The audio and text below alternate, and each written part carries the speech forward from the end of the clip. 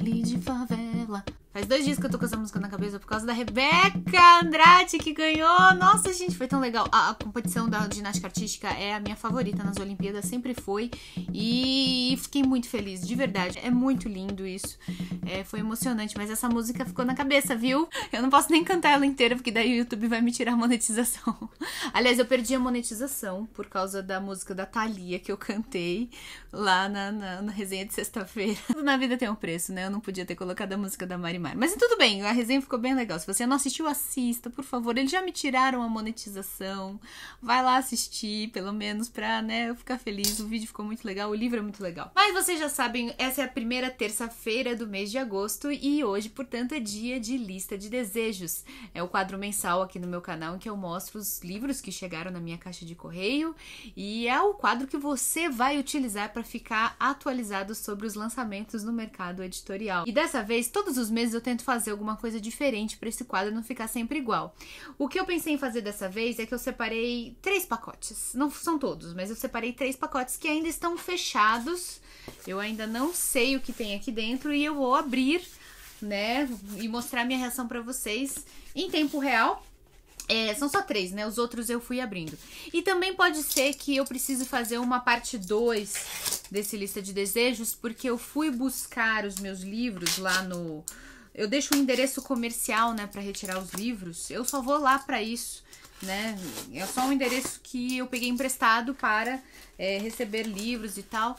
E eu fui pegar na semana passada, então talvez tenham chegado alguns livros ao longo da última semana que eu ainda não posso mostrar aqui. Então talvez, né, se der tempo, eu vou lá buscar e faço uma segunda parte do lista de desejos. Mas agora vamos abrir e vamos mostrar o que tem aqui. Deixa eu jogar aqui no chão. Editora Dark Side me mandou Nós e as Estrelas, um passeio ilustrado pelo céu, de Kelsey Ozaid. Combinando arte, mitologia e ciência, Nós e as Estrelas é um passeio fascinante e lírico pelo céu em suas mais de 100 ilustrações originais, pintadas à mão, acompanhadas de uma prosa informativa e lúdica que entrelaça lendas e mitos com fatos científicos. Então parece ser um livro ilustrado sobre constelações, estrelas. Vamos ver se é isso mesmo. Jogar o plástico aqui. Tudo isso eu reciclo depois, hein, gente? Não é pra jogar nada dessas coisas de plástico, papel no lixo. Vamos lá, Nós e as Estrelas.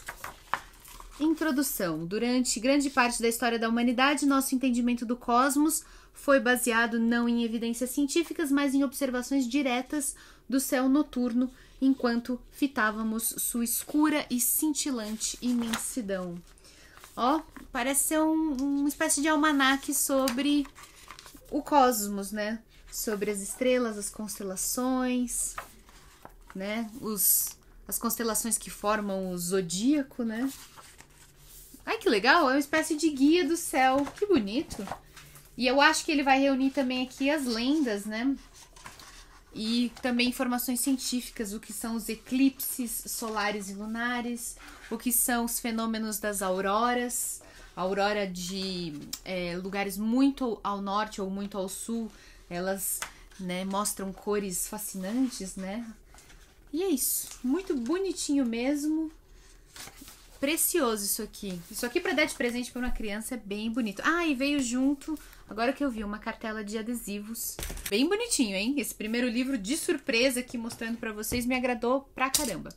Agora, vamos lá, mais um pacote fechado. Esse é da editora Intrínseca. Vamos ver o que tem aqui dentro. Não seria possível eu fazer o vídeo inteiro assim, né? Abrindo os pacotes em tempo real, porque eu vou recebendo esses livros, eu vou pegando os pacotes ao longo do mês e eu não me aguento de curiosidade. Eu abro antes, né? Eu dou uma olhada. É só dessa vez que eu tô fazendo assim pra ficar diferente, pra ficar mais curioso. Nossa parte da noite, da Mariana Henriques. Já estou reconhecendo, esse foi... Deixa eu tirar isso aqui da frente. Já estou reconhecendo, esse foi um dos livros enviados aos assinantes do Clube Intrínsecos. A Mariana Henriques, eu me lembro dela, é uma escritora argentina. Vamos ler aqui o que diz o texto de divulgação. Consagração de Mariana Enríquez como escritora fundamental do século XXI. Durante a ditadura militar argentina, em meio ao clima geral de tensão, um pai e um filho embarcam em uma viagem de carro, cruzando o país, de Buenos Aires até as cataratas do Iguaçu, na fronteira com o Brasil. O pai tenta sozinho proteger Gaspar do destino que lhe é designado. Como ele, o filho recebeu o chamado para ser médium de uma sociedade secreta.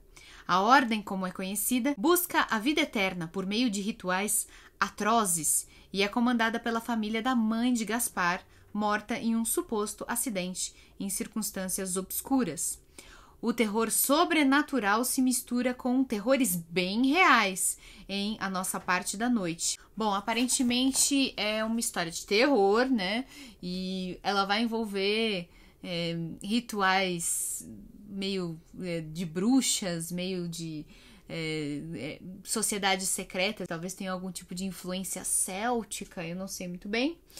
Mas ele se passa na América do Sul, né? Na Argentina, durante a época da ditadura militar argentina, que foi, por si só, um filme de terror, né? Sem sobrenaturalidade, muito real, mas um filme de terror do mesmo jeito.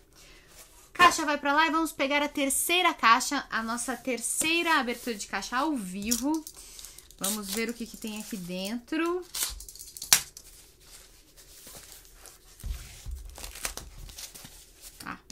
Às vezes é difícil de encontrar. Vamos lá. Esse é da editora Alfaguara, que é um selo da Companhia das Letras, O Homem da Forca, da Shirley Jackson. Deixa eu tirar isso daqui primeiro, me livrar do plástico. É um romance, né? Uma narrativa longa. Natalie Waite tem 17 anos e só pensa em sair da casa dos pais e entrar na universidade. Ela sonha com a liberdade. Seu pai é escritor, cheio de si, bastante dominador quando se trata de Natalie e de sua mãe.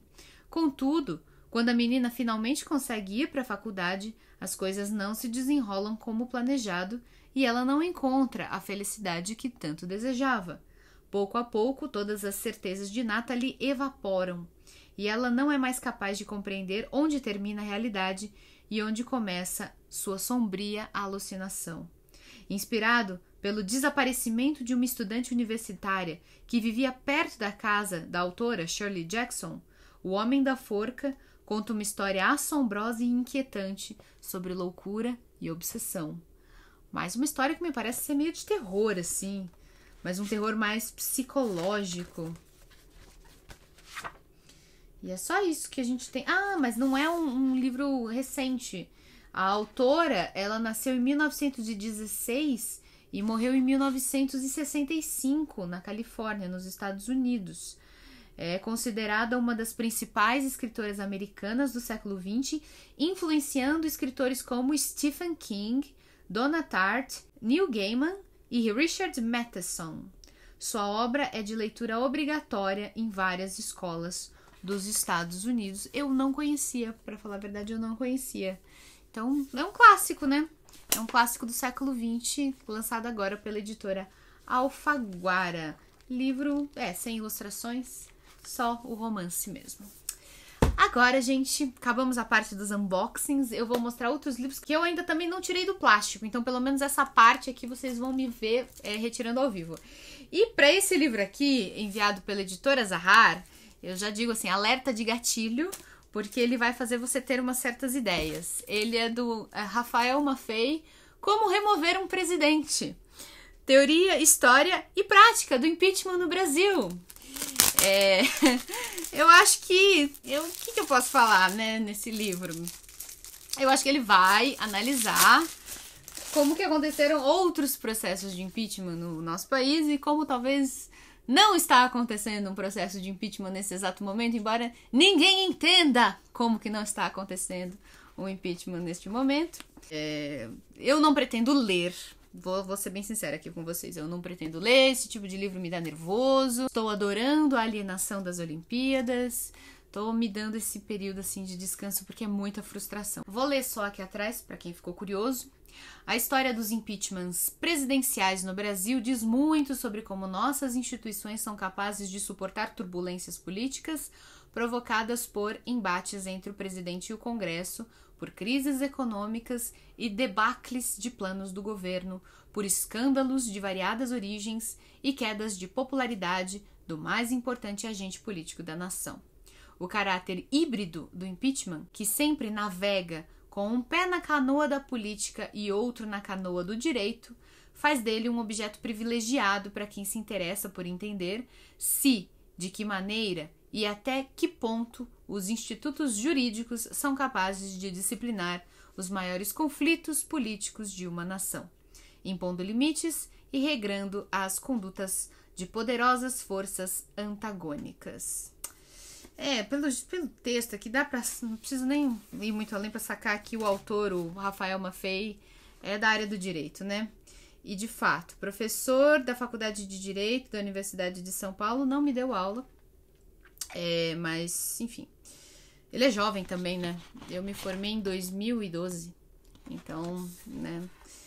É isso. Aí ele tem um prêmio Jabuti no seu currículo, né? Então é menos ciência política e mais um livro de direito mesmo, analisando os aspectos aí jurídicos do processo de impeachment, que é híbrido, como ele mesmo fala no texto da contracapa, né? Metade uma discussão sobre direito, metade uma discussão sobre política, né? Prosseguindo, também da Companhia das Letras, temos aqui Lili, a novela de um luto da Noemi Jaffe. Vamos tirar o plástico aqui, tirando muitos plásticos no vídeo de hoje. Normalmente eu tiro antes, mas agora eu tô tirando tudo ao vivo. Vamos ver, é um livro de poesia? Não, é uma novela, né? Uma narrativa mais curtinha, mais em prosa, não é em verso.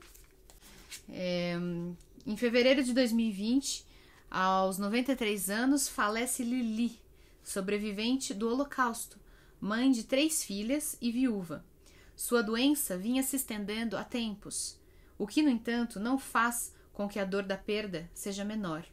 Como é possível que aquela que sempre esteve presente não exista mais? Com um domínio narrativo único e uma honestidade perturbadora, Noemi Jaffe relata os primeiros dias após a perda da mãe, mergulhando em suas lembranças e seus anseios para produzir uma história sobre a morte, mas também sobre o que fica depois dela. Parece ser um tipo de livro que talvez traga conforto, né? Pra nós, em vários momentos da nossa vida. É uma coisa que todo mundo passa, né? E bacana, gostei. Bom, continuando, a Companhia das Letras me mandou muita coisa esse mês. Tem esse e mais outro. Da coleção Penguin e Companhia, nós temos aqui Os Sofrimentos do Jovem Werder, do Goethe. Esse livro eu já resenhei aqui no canal. É um clássico do romantismo alemão, que influenciou toda uma geração, né? Muitos jovens foram impactados por esse livro, que foi publicado em 1774, portanto, mais na porção final do século XVIII. E muitos escritores também foram influenciados. Esse livro foi acusado na época de provocar, inclusive, uma onda de suicídios, né? Porque ele teria romantizado o tirar a própria vida em nome do amor, né? Algo que é muito romântico, muito próprio desse estilo artístico, literário, pictórico, musical, que a gente conhece como escola do romantismo, que é muito forte, né, na Alemanha. Inclusive, eu acho que nasceu lá, teve a sua gênese lá na Alemanha. E Os Sofrimentos do Jovem Werder é um livro, assim, que é o suprassumo, assim, desse primeiro movimento do romantismo. E é isso, um livro muito, muito importante. Mas se você quiser, eu fiz a resenha aqui no canal. Esse vídeo é bem bacana, eu gosto muito desse vídeo. E para fechar, da Companhia das Letras, nós temos aqui uma biografia de George Orwell, chamada O Ministério da Verdade. Na verdade não é uma biografia do Orwell, o autor, né? Mas do livro 1984. É um livro que conta a história do livro, de como ele foi escrito.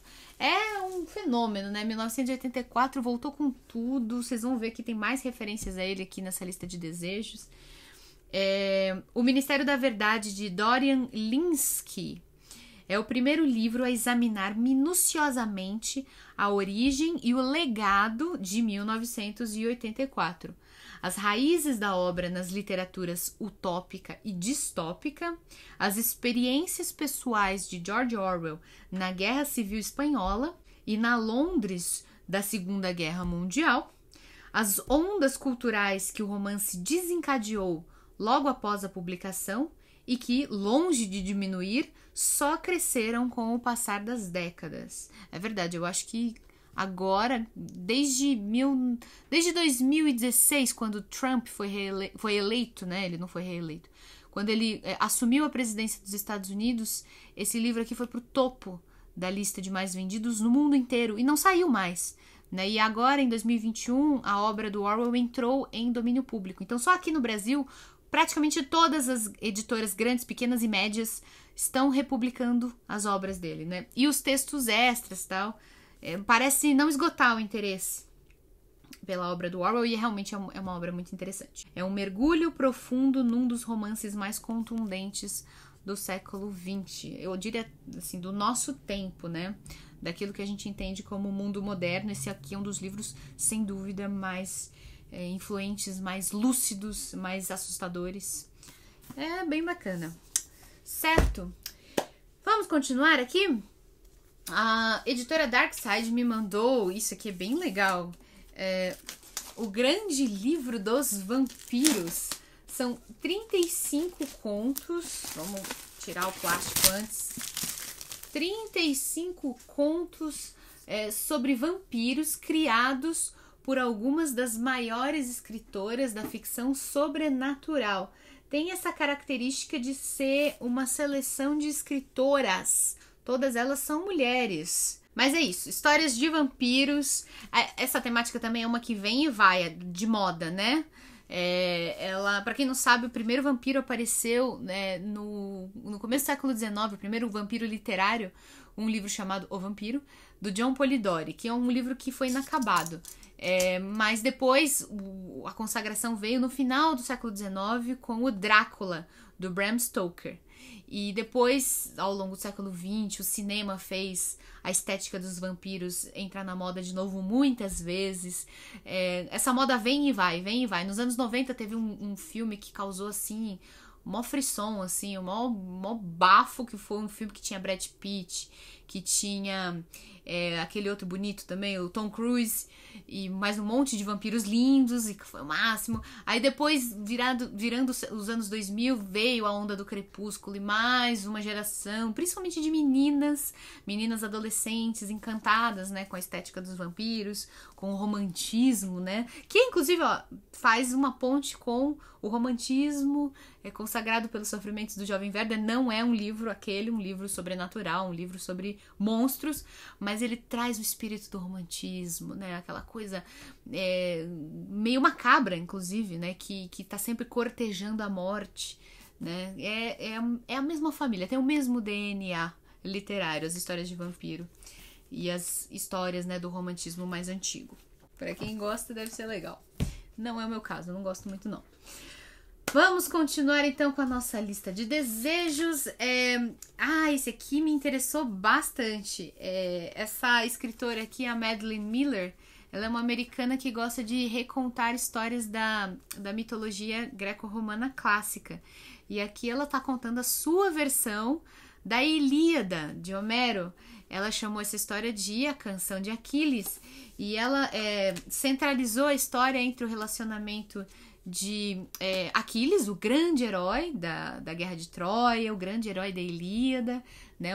Ele é quase um semideus, ele não chega a ser, mas ele é filho de uma deusa com um mortal, e ele tem vários atributos sobrenaturais, né? Ele tem uma força invencível, exceto pelo seu calcanhar, que é o seu único ponto de vulnerabilidade, e ele tem um amigo, uma espécie de assistente, uma espécie de braço direito, de Robin, que é o Patroclo.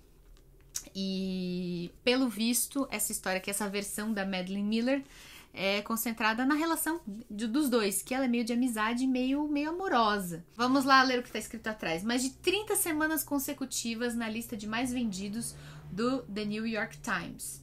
Patroclo é um jovem e tímido príncipe que acaba exilado no reino da Fítia após um acontecimento trágico. Em seu novo lar, longe de tudo o que conhecia, ele encontra Aquiles, filho de um rei e da deusa Tétis.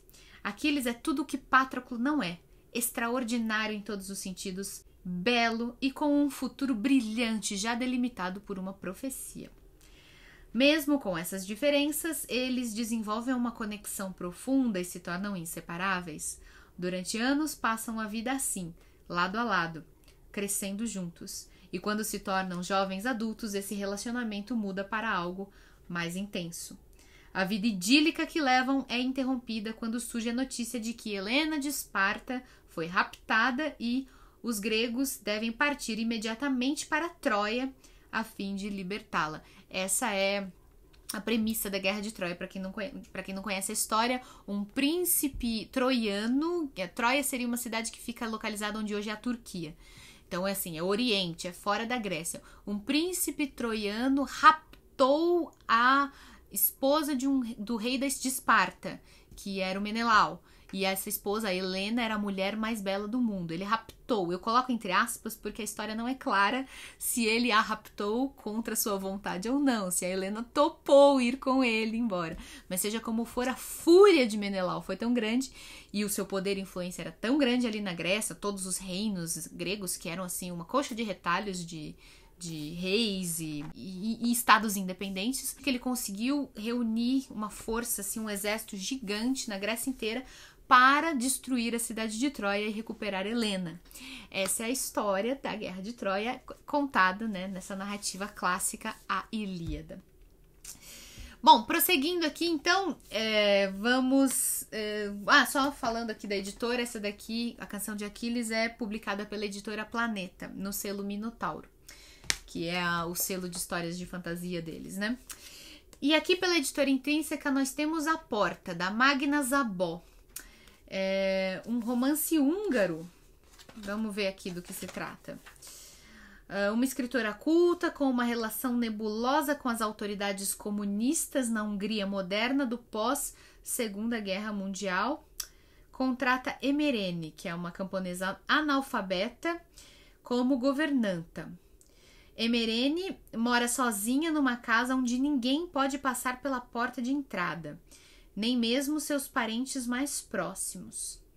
Ela assume o controle do lar da patroa, tornando-se indispensável, experimentando um tipo de amor, pelo menos até o tão desejado sucesso da escritora trazer à tona uma revelação devastadora. Parece ser, então, uma história sobre o quê? Uma mulher e a sua governanta. Eu vou dizer aqui, fazer uma bela de uma crítica, porque a fonte escolhida, assim, esse contraste preto com uma fonte bem clarinha, dificulta até para ler. É um romance revelado tardiamente ao grande público, mas muito debatido e elogiado pela crítica. Aí. Eu gostei da ideia, mas eu acho que eu não entendi direito. E essa Magda Zabó, ela é nascida em 1917 e falecida em 2007, aos 90 anos. Esse livro aqui, A Porta, foi publicado nos anos 80. Mas tá aí, A Porta. E continuando, esse livro aqui foi dos que me deixaram mais curiosa. Planolândia, do Edwin Abbott, um autor que vivia na Inglaterra vitoriana e publicou esse livro em 1884. Vou ler aqui atrás para vocês entenderem. Planolândia é um mundo bidimensional, habitado por formas geométricas que não conhecem sentidos, além de comprimento e largura. Submetidos a um regime autoritário, misógino e clerical, estes círculos e polígonos são incapazes de imaginar a existência de uma terceira dimensão. Quando um estranho visitante aparece misteriosamente e transporta o incrédulo quadrado para a Espaçolândia, sua visão de mundo é transformada para sempre. Vocês entenderam? O que é essa sátira, gente? É perfeitamente uma releitura do mito da caverna do Platão, que conta o seguinte: o Platão, o filósofo grego e tal, ele contava essa historinha. Morava dentro de uma caverna uma sociedade. Várias pessoas viviam ali e elas nunca tinham ido pro lado de fora. Elas nem sabiam que existia um lado de fora da caverna. A única coisa que elas sabiam sobre o lado de lá, para além da porta da caverna, eram as sombras que apareciam através da projeção das fogueiras que eles acendiam dentro da caverna. Então eles acreditavam que o mundo lá de fora fosse habitado por sombras, por os cavalos que passavam do lado de fora, pelas sombras de pessoas, pelos animais, e eles acreditavam que era aquilo. Um dia, uma pessoa que vivia ali dentro da caverna tem a coragem de sair. E quando ele chega do lado de fora, ali, né, aquela luz e tal, não sei o quê, mas quando ele se acostuma com a claridade, ele percebe que tudo aquilo que eles enxergavam não era a realidade, eram só uma sombra, uma versão incompleta e bidimensional do que era o mundo real mesmo. E ele fica entusiasmado com aquilo, com aquela descoberta, e volta para a caverna para contar para as pessoas o que ele descobriu, que o mundo de verdade estava lá fora, não era só aquilo que eles viam projetados na parede da caverna. Só que os amigos dele ficam indignados com as heresias que ele está dizendo e consideram que ele é um elemento perigoso para a harmonia da sociedade e o assassinam. Essa é a história, o mito da caverna do Platão. É claramente o que, né, veio inspirar esse autor, o Edwin Abbott, a depois mais pra frente escrever essa Planolândia, né? É a mesma coisa, né? Um mundo bidimensional habitado por figuras, né, em 2D, né, triângulos, quadrados e tal. Só vive ali aquela vida. Aí um dia um deles é transportado para o mundo em 3D, a Espaçolândia. E aí ele descobre, meu Deus, a cabeça explode e tal, e aí isso vai gerar problemas. Fiz esse parênteses aqui, mas eu tô no meio da lista de desejos, então vamos lá, foco. Olha aí o que eu falei, 1984 parece que me persegue. Mais uma editora, a Tordesilhas, dessa vez está lançando a sua edição de 1984. É uma pena que eles não tenham mandado antes, né? Porque eu fiz aquele grande sorteio de todas as edições, né, de Orwell que eu tinha recebido, de várias editoras diferentes. Mas essa daqui me chegou só agora, então não deu, né, pra mostrar antes. Mas é isso, mais um 1984, esse da editora Tordesilhas, né? Ah, olha só, ele tem uma fonte assim mais em negrito, né? É grande e é um pouco mais forte assim o contraste com o fundo da página. Mas ele não tem ilustrações, páginas amarelinhas, orelhas, tudo como as outras edições que as outras editoras estão lançando também. E agora eu vou mostrar para vocês uma coleção que a editora Nova Fronteira está lançando agora. Eles me mandaram a coleção completa, né, que forma aqui um desenho de coração nas lombadas, né, se colocadas na ordem correta. É uma coleção chamada Histórias de Amor. Reúne, assim, um sortido de histórias consideradas de amor, né? Então aqui nós temos Romeu e Julieta, uma peça de teatro das mais famosas de todos os tempos, de William Shakespeare. Razão e Sentimento, da Jane Austen, muitas vezes traduzidos também como Razão e Sensibilidade. Orgulho e Preconceito, também de Jane Austen. Noites Brancas, de Dostoiévski, uma história surpreendentemente fofa, de um autor que não escrevia nada fofo, né? Ele pelo contrário, né? O Dostoiévski é sombrio, é pesado e tal. Mas nessa fase aqui ele era bem jovem, ele escreveu essa novela, né? Bem curtinha, muito meiga, muito doce, uma história de amor. Eu fiz resenha. E também temos O Morro dos Ventos Uivantes, da Emily Brontë, que é uma história de amor, mas não tem nada de fofa, ela é até meio aterrorizante. E aqui nós temos só esse aqui que eu não concordei com a escolha desse título, Madame Bovary, do Gustave Flaubert, porque não é uma história de amor, é a história de uma mulher que está entediada com o seu casamento. Ela é casada com um sujeito muito desinteressante e ela sonha com uma vida de aventuras, uma vida semelhante ao que ela lê nas histórias de amor. E aí ela começa a ter casos extraconjugais, né? É uma história de adultério, né? Aquelas famosas histórias de adultério do século XIX. Não é uma história de amor, não, definitivamente não é uma história assim fofinha, não. Bom, estamos caminhando aqui para nossa reta final. Vamos mostrar aqui a editora Melhoramentos me mandou Os Meninos Maluquinhos. É uma coletânea de contos inspirada na obra de Ziraldo. O que é legal é que tem uma diversidade aqui, ó, porque um deles, numa das histórias, o menino maluquinho nasceu numa favela, o outro ele nasceu numa floresta, numa tribo indígena, o outro nasceu no interior, passou a infância num sítio, um outro passou num orfanato. São histórias sobre maluquinhos diferentes, mas que têm em comum os macaquinhos no sótão e tantas outras coisas que fazem de um menino maluquinho um cara legal. É isso, são novas interpretações do personagem do Ziraldo. Eu achei muito fofinho isso. E partindo agora para nossa reta final da lista de desejos, eu quero mostrar aqui para vocês um livro que chegou diretamente de Portugal. Se chama Spera Mundi, Crônica do Rei Dom Manuel I, da Flor Bela Melhorado, que me mandou pessoalmente o livro, com uma cartinha, ó, que ela mesma escreveu. Olá, Isabela, chamo-me Flor Bela Melhorado, sou a autora desse livro que lhe ofereço com muito carinho. Gosto muito do seu canal e gostaria que lesse este meu Spera Mundi. Trata-se de um romance histórico, baseado em muita pesquisa e fatos reais, do fascinante período do Renascimento. Neste livro, tentei cobrir o período de 1502 a 1506, onde constam, é claro, as viagens ao Brasil. E a dica que, mesmo antes de Pedro Álvares Cabral, já antes o tinha feito Duarte Pacheco Pereira. Espero que goste. Com carinho, Flor Bela. Muito legal, um livro que veio diretamente de Portugal e fala desse período aí dos descobrimentos. A Flor Bela, pelo que a gente tem aqui nas informações da orelha, ela é nascida em Angola, mas estudou na Universidade de Évora, em Portugal. Ela tem várias formações aqui, inclusive em engenharia, mas depois se tornou docente no departamento de ecologia e estuda história, particularmente Idade Média e Renascimento. Quer dizer, é uma mulher renascentista, né? Uma mulher com várias aptidões, né? Para ciências da natureza, para ciências mecânicas, para história. Muito legal. E um livro grande aqui, mas com uma letrinha bem apertadinha.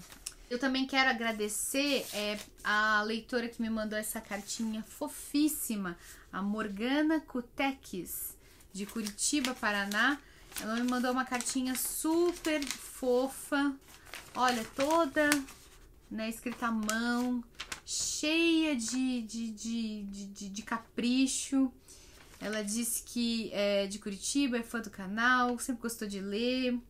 Ela tá me agradecendo aqui por tê-la incentivado a ler livros como O Corcunda de Notre Dame, Os Miseráveis, do Victor Hugo, Dom Quixote, inclusive, na edição da Editora 34, que foi a que eu indiquei. Nossa, muito, muito obrigada. Obrigada pela cartinha, viu, Morgana? Achei muito lindinha. Eu vou guardar com as outras cartinhas também que eu recebo de vários leitores de várias partes do Brasil. É muito gostoso receber cartas, gente. Não é comum, normalmente não é todos os meses, né? Mas quando chega uma carta, um cartão, uma coisa assim, é muito fofo. Muito obrigada, gente. E é isso. Esses foram os livros. Talvez, como eu falei, tenha uma segunda parte dessa lista de desejos. Mas a gente aguarda pra ver. Qualquer coisa eu solto na semana que vem.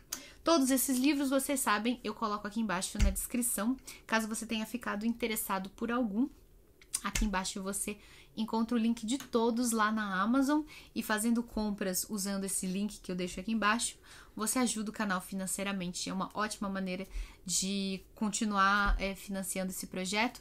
Você também pode se tornar um padrinho ou uma madrinha. É só conhecer a minha campanha no site Padrim, tá bom? Um beijo grande a todos. A gente se vê no próximo vídeo. Tchau!